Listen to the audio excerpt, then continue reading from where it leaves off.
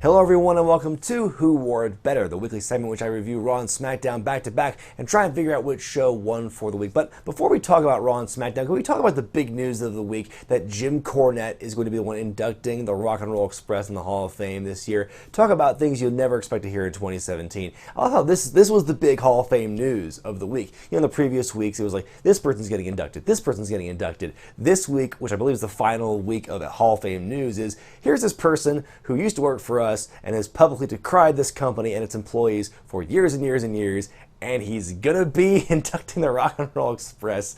You know, hell's frozen over, pigs are flying. Of course, the running joke is, don't give Cornette a live mic at a WWE event. Who knows what he's gonna say? But I think he respects the Rock and Roll Express far too much to try and upstage anyone and make the event about him. I think he's gonna do a very loving tribute to the Rock and Roll Express at the Hall of Fame ceremony. It's gonna make it certainly interesting to watch, to see. It's the first time he's gonna be on TV, on WWE TV. In, God, like 15 years at least. It's crazy to think that it's been that long since he's been on TV in any capacity. So it should be interesting to see what happens there. I do believe Jim is going to be part of Access this year, so if you're going to be going to Access anyway in Orlando WrestleMania weekend, you got another reason to go. Anyway, Raw kicks off this week with Mick Foley, the general manager, walking down in the ring, and he pulls out cue cards, he pulls out index cards, and he reads a prepared statement apologizing for his actions from last week, and he says he's taking a leave of absence. Then all of a sudden he kind of snaps, he goes, "Index cards! Triple H gives me these index cards just before I got out of the ring." It came off to me as very like Vince Russo WCW 2000 style of writing, like, "I'm going against a script, brother, this is a shoot promo now." They start cutting Foley's mic as he's talking, then out comes Stephanie McMahon, who is dressed like this wannabe goth punk schoolgirl thing with like the ponytail and the choker and the high boots and the skirt. It was a weird look for Stephanie here. Anyway, she comes out and she publicly fires Mick Foley. This is to believe that this is going to be his excuse to take time off for a while for his much needed hip surgery. As he's walking out, Sami Zayn comes to defend his honor, then Smojo comes out and they have a match. This match is the first of two rematches from Fastlane from 2 weeks ago. Not a bad match per se, both guys do great. Each guy has a spot where they're barely getting in the ring after a 9 count, both close calls for both of them. Zayn goes for the haluva kick after Joe's near count out, but Joe catches him, hits him with Uranagi, Coquina clutch, and that's all she wrote. Charlotte taking on her former protege Dana Brooke in singles competition after their fallout from last week. Corey Graves at his most annoying here. He gets his most heelish and most just annoying to me when he's defending Charlotte. He does that all the time. He just amps that up. He is like way more defensive of Charlotte than he ever is of the Authority or Kevin Owens, in my opinion. Anyway, Dana Brooke does 90% of the work in this match. She just does offense for most of the match, and she gets hit with like one big boot from Charlotte, and that's pretty much the end of the match. Charlotte wins. The crowd not digging Dana Brooke as a face at this point. They're not totally into her, probably because she's been off TV for so long and up until her breakup with Charlotte that, people aren't really invested in the relationship anymore. It's the same thing I said, last week about the Usos and American Alpha. No one cared about that match because no one had seen them for a long time. Chris Jericho's guest on the highlight reel this week is the real Kevin Owens, and what Jericho does here, it's kind of a throwback to other famous promos he's done. He did in the early 2000s, the mid 2000s, where he uses pictures to kind of illustrate his point and to try and take the piss out of his opponent. Here he shows a picture of a 16-year-old Kevin Owens wearing the Y2J shirt and doing the pose and everything. He's showing private messages in which Kevin Owens asks Jericho for advice. Jericho starts twisting the dagger into Kevin Owens here, saying he's Kevin's idol and his hero. I'm not going to try and paraphrase the promo, trying to recreate it. It's one of the stronger promos by Jericho I've heard in quite some time. If you haven't heard it yet, I recommend you look it on DVR or on YouTube and try to find the promo because it's a really solid one. And as he's ready to put Kevin Owens on the list, which, by the way, how is it taking this long for him to do that? Samoa Joe comes out to distract, and then Kevin Owens comes in and beats up Jericho. This is one of those things where you think Kevin Owens will try and get a rebuttal in, try and do some kind of verbal sparring with Jericho. He doesn't do that. He just beats the hell out of Jericho, hits him with a pop-up powerbomb, tears up the list, eats a page of it, kind of like a la Goldberg with Scott Hall's contract. More WCW 2000 references. And that's the end of the segment. Owens gets some great heat back after Jericho gets some great face heat of his own, exposing the real Kevin Owens. Cruiserweight time. There was 2 cruiserweight matches for the night. The second one was Austin Aries defeating Tony Nese and having a nice little verbal sparring match match between himself and Neville after the match. But the one thing I wanted to talk about in the cruiserweights on Raw was the match between Brian Kendrick and TJ Perkins. First of all, hour and 20 into the show, we have our first cruiserweight match. That has to be some kind of record. The match itself is short and sweet. Kendrick wins with a sliced bread number 2 after the referee distraction. But the real weird thing here is the real lack of quality control, it seems, is the promo Kendrick cuts after the fact. He's in the rivalry still with Akira Tozawa. He goes, "Look what I got here. It's Akira Tozawa's passport that he left on the floor last week on Raw." So you're saying that between last week and this week, Akira flew from the US to Japan without a passport and got stuck in Japan. That's not how international travel works. Bayley taking on Nia Jax in a no DQ match, a rematch from last week, neither rematches, in which if Nia Jax wins this match, then she will be inserted into the women's title match at Mania, and it'll be a 4-way because you can't have enough people in multi-man matches, apparently. That's the philosophy. Both women really utilize the space. They explore the space of the ring here. They use the ring, the ropes, the apron, the outside, the barricade, swinging Bayley into the barricade. I love that spot. It never gets old for me. Nia wins after hitting Bayley with a Samoan drop. The fatal 4-way is now confirmed for WrestleMania. This, I think, was one of the better matches of the night, but the crowd, though it was loud and raucous, did not care about that match. They were thinking about anything but the match. They were chanting CM Punk and Delete and We Are Awesome, which I think is one of the most self-serving, most obnoxious fan chants you could possibly talk about. I've talked about this stuff in my No More Hijacking video, which is pretty controversial, and it's not a perfect argument, but it's just those kind of chants. When there's a perfectly good match happening in front of you and you're chanting stupid shit, I mean, I don't get it. So earlier in the night, they had an interview with the physical therapist working on Seth Rollins and his knee, and he says that no doctor in America would clear Seth Rollins for WrestleMania. And then later in the night, here you have Triple H having a sit-down interview with Michael Cole in the ring. Triple H starts blaming the fans for what happened to Rollins' knee. He says it's the fans' fault that Rollins has done what he's done. Same thing happened to Foley and everything, so he's blaming the fans for having the wrestlers listen to the fans, and they make these poor decisions. Triple H is about to walk away saying, "Tough luck, Rollins." He's about to walk out. Then he has a change of heart and challenges Rollins to a non-sanctioned match at WrestleMania, so presumably the Hold Harmless Agreement contract is going to be signed at Raw. I figure that the non-sanctioned match is pretty much code for street fight. Basically, they're going to do what they can to mask Rollins's whatever limitations and shortcomings physically he might have, since his knee is probably at this point not 100%. So I think going the non-sanctioned route is going to be a pretty clever way for them to work around the limitations they have with Rollins's re-aggravated knee. Very curious to see where this goes. Although my one question is, if it's a non-sanctioned match, who's going to ref it? Who's the scab ref going to be? Dr. Tom Pritchard coming back in his blue sweatpants? Sheamus and Cesaro in a 2-on-4 handicap match against Enzo and Cass and Tex Ferguson and Chad Tubet.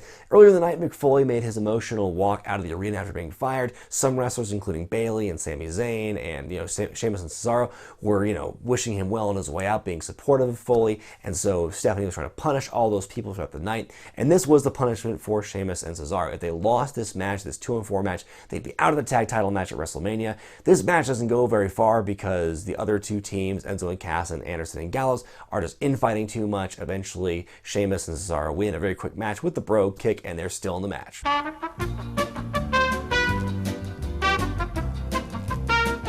They showed a good hype package here, highlighting Goldberg and Brock Lesnar going into their Universal title match. It's the best you can do considering neither guy was in the arena that night. They're going to have their face-off again in the ring next week. But you had a very good story told here, basically telling the story from their beginnings at WrestleMania 20 to, Goldberg's return to the ring, the Fantasy Warfare, Survivor Series, to the Rumble, to now. So they did a very good storytelling here in this package. But again, it's like it's one of your main feuds on Raw, and it's just like all you get is a package for these two part-timers. I have mixed feelings. Main event time, Roman Reigns taking on Braun Strowman in rematch number 3 of the night, the second one from Fastlane 2 weeks ago. More of the same here from their pay-per-view match, just, the Strowman starting things out really strong, beating the hell out of Roman Reigns. Strowman eventually finding a way to come back, through sheer grit and perseverance. I did like the sequence where he keeps trying to hit him with a Samoan drop. First time or two, he can't quite get it, he can't get him up there, but the third time he finally does hit it. Big pop from the crowd for that. Roman counters a flapjack attempt by Strowman, hits him with a Superman punch, does the ooh-ah thing, then the gong hits, lights go out. Undertaker teleports into the ring. Taker and Roman have a stare down in the ring. Taker turns around, hits Strowman with a choke slam. Why? Not sure. Is he going to be put into the match? WrestleMania? I hope not. There's too many multi-man matches as it is, and it wouldn't make sense at this point. So what do you do with Strowman? You just kill him with a choke slam. There, that's done. Then Taker makes a weird face, and people are online were saying, oh, he's just so old and he's in pain. He winces doing the choke slam. The timing of the face, to me, was weird because it didn't seem like it was a painful wince, because the timing between when he hit the choke slam and did the face, and if you go watch on YouTube, you'll know what I'm talking about. He's like, ugh. It's like, I don't think it was a painful wince, because otherwise I think he would have done the face sooner. But some people think, oh, he's making the face. He says, oh, darn, I forgot Roman Reigns is right behind me, and when I turn around, he's going to hit me with a spear. That I find equally implausible, because it makes Taker look supremely dumb. So I don't know what the face was. How much of it was, oh, I'm old and in pain. How much of it is, oh, doggone it, I got outsmarted when I turned around to chokeslam Braun Strowman. So anyway, Taker turns around, eats a spear by Roman Reigns, and then Roman walks away. Taker does the sit-up and the throat thing, fade to black. It's SmackDown time, and for the second week in a row, there's no Mauro Ranallo at ringside doing commentary. This week, it's a three-man team of Tom Phillips, JBL, and David Otunga. There's been a lot of speculation online about what the status of Mauro Ranallo is, why he's been off TV. I'm not going to try and speculate on anything, but I hope that he is doing well. I hope there's no acrimony between himself and the company, or himself and JBL, or whatever is going on. I just hope it all gets resolved. I'd hate to see Mauro leave the company at all, much less under not so great circumstances. AJ Styles is unfired now. I'll talk about his promo from the beginning of the show. I want to talk about the closing segment of the show, just to bridge the two parts together. So let's start with the first match of the night. Tag Team Championships on the line as American Alpha defend against the Usos. Hey, it's another rematch. Even though this was a rematch from last week, it's still my pick for the match of the week between Raw and SmackDown put together. Great tag team wrestling here. One of my favorite tag matches I've seen in the company, actually in quite some time, and it went way beyond what we had last week between the two teams. But yeah, great stuff between both teams. I love the sequence where Gable's fighting and fighting to get the tag to Jordan, and then when he finally gets the chance to leap out, Jordan gets pulled off the apron. That was great stuff. Gable kicks out of the super kick top rope splash combo from the Usos. One of the Usos kicks out of the Steiner Bulldog gimmick that the American Alpha uses. The match ends when Jordan, he's the legal man, he's going back inside the ring. He gets crushed on the second rope. He gets his leg pulled by one of the Usos, hits with a super kick in the middle of the ring, and that's how it ends. The Usos win the match, and they win the championship. So kind of cool to see a title change happen on SmackDown, and considering they won last week against American Alpha, and they've had this rivalry where American Alpha has predominantly won against them over the last 2 weeks now. The Usos have American Alpha's number. The only question I have now after this great match is, what are these guys going to do at Mania? The Miz and Maurice present the lost episode of Total Bellas, in which The Miz plays a robotic John Cena, and Maurice pulling double duty, playing both Bella twins here. Actually, there's some great camera work they had where she's playing both Nikki and Brie, and there's even a shot where she's in the same shot, the two of them together. Great stuff by the people who shot and produced all this stuff. I loved it. It was just hilarious work by both individuals, and it was just, I love the running gag of Cena, teasing he's going to propose to Nikki Bella, and then he has some other pun, like pulls out the DDP yoga, or ties his shoe, or gives her a toy wrestling ring. It was brilliant stuff. Fantastic work by both of them. Baron Corbin taking on Randy Orton for the first time ever, they kept saying. I find that kind of hard to believe, but I guess it's true. The match itself was fine. I don't have any particular notes about the match itself. I might be in the minority here, but I kind of like babyface Randy Orton. I think he just I know he doesn't like it from everything I've read, is that he hates being a face, but I think he does a really good job of it. He's not like a white meat baby face. He's not like, yeah, high fives, but he's he has this kind of cool swagger about him, and I just think that him as a baby face is great. The match ends when Dean Ambrose appears on top of a forklift to distract Baron Corbin, and that allows Orton to hit the RKO to win the match, but it was kind of given away because, there's this double down moment between Orton and Corbin, and then all of a sudden the crowd pops for something, and they're all looking that way, like, oh, something's going on, and it just takes another 30 seconds before the camera finally goes over to Dean Ambrose, who's on top of the forklift. So there must have been some period where he was there and the fans saw him, and then there's a while for him to get set up before they went to it. It was just kind of an awkward moment. So Orton wins the match after some passive interference by Dean Ambrose. Ambrose comes down to the ring after the match is over and accepts Corbin's challenge to the Intercontinental Championship match at WrestleMania, drops him with dirty deeds, and now we officially have our match. Like a lot of matches we're seeing here for WrestleMania, the match itself is officially being announced super super close to Mania itself, but there's been a lot of build. This is not coming from out of nowhere, so at least we're getting some more progression of the storylines. Then a few minutes later, Orton's backstage with Renee Young. The lights go out. Orton's beat up by a gang of Eric Rowans. Then Bray Wyatt comes out with a weird, like, badminton racket with a red cross on it. I didn't quite catch what the hell that thing was, but then, Wyatt says that, the one fatal flaw I had, Sister Abigail's been purged, and then he starts singing, he got the whole world in his hands. Lance Catamaran taking on Chet Cheddarfield. It must be take the piss out of Nikki Bella night tonight on SmackDown, because between the Total Bellas parody with Miz and Maurice, and then Tyler Breeze coming out with Fandango dressed as Nikki Bella, the writers must have had a field day. Let's get everyone dressed as Nikki Bella. We're going to get Randy Orton dressed as Nikki Bella. We're going to get Luke Harper dressed as Nikki Bella. The real Nikki Bella comes out before the match begins. The match itself, there's not much to it. It's pretty much comedy. Fandango makes it rain tickets on John Cena. He hits him with a couple of moves. Tyler Breeze comes in to make the interference, but Nikki Bella with the interception. And so you have this very rare intergender wrestling moment on SmackDown. It was kind of revolutionary in a way. It feels so fresh to see that. So you have stereo finishers by Nikki and John, stereo submissions, Fandango taps out, and that's not the first time, it's not the only time we'll see intergender action on SmackDown tonight. Becky Lynch taking on Carmella in singles action. The match doesn't go anywhere. Very early on, Natalya, who's at ringside at commentary, just runs in and beats Becky Lynch up. No provocation whatsoever. This leads to Mickie James coming out, and then Alexa Bliss coming out. Big old women's schmoz happening here to build up the women's title match for WrestleMania. James Ellsworth, who is with Carmella, eats a missile dropkick by Becky Lynch, so there's 2 intergender spots in one night of SmackDown. What is this, the year 2000? Anyway, Alexa Bliss stands tall at the end. So like I said, earlier in the night, AJ Styles comes out to a promo and basically says he's untouchable. He's so confident and so braggadocious about Shane McMahon challenging him to a WrestleMania match. He kind of laughs it off, essentially, and he says he's going to go out to the parking lot again to recreate what he did last week, beating up Shane McMahon some more in the parking lot. So then at the end of the show, you've got him waiting at the parking lot. The limo pulls up. Heath Slater and Rhino come out of the limo. It's a distraction, because then the very next thing you see is Shane McMahon coming out to the arena. So somehow he evaded AJ the whole time. And so you're saying maybe he was in the limo with Rhino and Slater and he snuck out when Styles was distracted, which meant that Shane had to just book it. It's no, run from the limo to the arena in the 10 seconds it took between that and his music being played. Or he somehow avoided him and snuck around him Solid Snake style to get to the arena and just avoid it. I don't know how it happened. So Shane calls out AJ here, and AJ does this complete 180, because at the beginning of the night he's totally braggadocious and on top of the world and untouchable, and then at the end of the night, because somehow he felt outsmarted because Shane eluded him, I guess, I don't know, or the fact he's still standing, Shane has now put the fear of God in AJ Styles, and Styles is very reluctant, and he's very, dare I say, in fear of Shane, which, I get because he's a heel, so there is that intimidation factor, but still it just seems like almost up to a parody degree of how much that about face was for Styles here. Anyway, he reluctantly gets in the ring. He's like, oh, I'm sorry, Shane, let's shake hands. And for a minute, I thought he was going to try to trick Shane and just beat him up some more. But Shane gets the first blow. They throw hands. They brawl on the outside. Shane actually gets Styles on the table and does the top rope elbow drop to the table on the outside, similar to what he did last year against The Undertaker on Raw.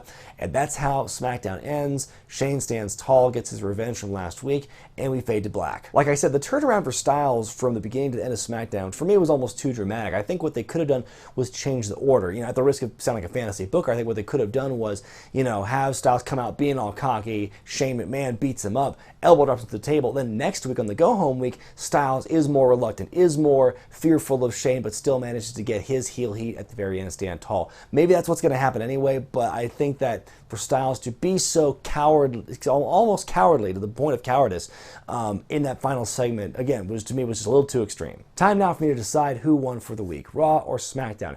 And folks, like I said last week, it's going to be tougher and tougher as we get closer to Mania to pick a winner, because both shows are stepping up their game with storytelling, but it's all about execution and who can tell the stories better. So this week, I'm going to give the win for the second week in a row to SmackDown. What I liked about SmackDown was I loved the tag team title match, even though it was a rematch from last week. And you know how I feel about rematches that close together. I thought it was one of the better tag matches of the year so far. I loved the Total Bellas parody. The Miz and Maurice were just on fire with this. I mean, it was some of their best heel work ever. And again, I love the fact that they did with Maurice playing both Bellas at one point. coin, having them in the same shot. Great stuff by whoever produced that. And I love the Cena Fandango stuff, even though it was a comedy thing. It didn't last very long. Again, it's the other side of the coin to that rivalry. I thought it was funny at the end of the day. And like I said, the intergender stuff, between Nikki Bella hitting Tyler Breeze and Becky Lynch hitting James Ellsworth, I thought, it was refreshing to see that. I don't think we'll ever see the opposite of those things happen anytime soon. If it happens at Mania in the mixed tag, I'll be surprised. But it was just, it was kind of it was a change of pace. It felt like, it's like it kind of breaks the mold, it breaks the formula. And so it was kind of refreshing to see that. As far as cons for SmackDown, there wasn't a whole lot about the show I didn't like. If anything, like I said, I've been harping on this, just the dramatic turnaround from Styles being cocky and on top of the world to being reluctant to even look Shane in the eye and get to the ring. I thought it was a little too stark for this one night turnaround. And the women's schmoz, what was the point of having a match, starting things out, just to have like a brawl between all 5 women in the back, spill out to the ring and do something like that? I don't know, shake things up a bit. As for Raw, what made Raw lose in my mind last week was the fact there were too many DQ finishes in their show. And this week it was almost something more the same, except this time it was just too many rematches. You're telling me with a show as long as yours, with a roster as large as yours, you can't have some more original matchups? Like SmackDown had John Cena and Fandango, which we all knew where it was going to go, but at least it was different. Randy Orton and Baron Corbin, it was a matchup they never had before. So, A+ to SmackDown for having some original matchups here. So I think, I think Raw just had more of the same, and it's just, it's like you're getting close to WrestleMania and you have all these rematches. Even though I enjoyed Joe versus Zayn and I liked Bayley versus Nia even more than that, I think the fact they're rematches is just like too much of the same stuff.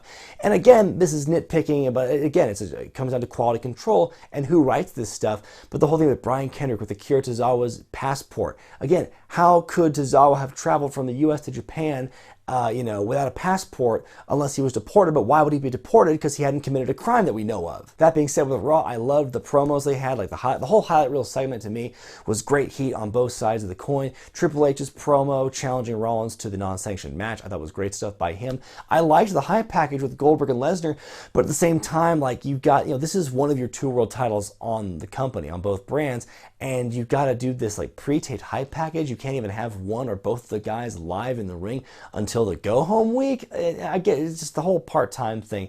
This is what happens when you have part-timers 2 part-timers taking up one of your main events. So ultimately, SmackDown wins for me this week because they did a much better job, in my opinion, than Raw of really just covering all their bases and checking all the boxes when it comes to covering and progressing all of their major angles going into WrestleMania. Raw did a good job with it too, but I think SmackDown was just so much better balanced. They packed a lot of content into those 2 hours. And for that, SmackDown gets the win, in my opinion, for who wore it better this week. Let me know which show you thought won for the week in the comments section below. Don't forget to vote which show you thought was better in the upper right-hand corner of your screen. Be sure to thumbs up this video if you like it, subscribe to Wrestling with Regret, and buy the t-shirts at ProWrestlingTees.com. I'm Brian Zane, and I'll see you next time.